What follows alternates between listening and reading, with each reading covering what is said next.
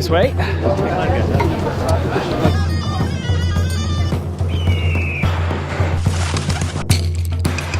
All right, let's go. Just a short ride away from the beating heart of the Medina lies an oasis with a tribute to nature that you'll struggle to find anywhere else. Jnane, Arabic for the big garden. Tamsna, the village in which it's found. A hotel that's easy to call home. The architecture obeys to a canvas drawn by nature. I didn't move one palm tree.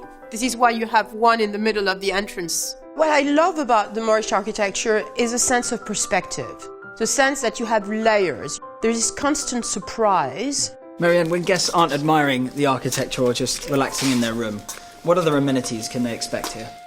There's sidecar rides, camel rides, calligraphy classes, and of course the most popular are the cooking classes, because then people can really bring home how to make the wonderful Moroccan food. There's a sense of why should I go anywhere else? Especially you're sitting in the garden, you hear the birds. My husband, being an ethnobotanist, is passionate about plants. You see, you have nature everywhere here.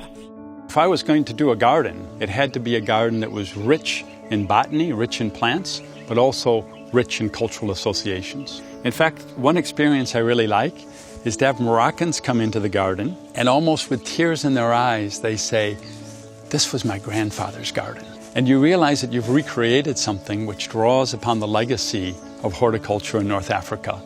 The guests feel that it is their home in Marrakech. It's not their hotel. When they're in town, they say, "Oh, let's go back home." They never say, "Let's go back to the hotel."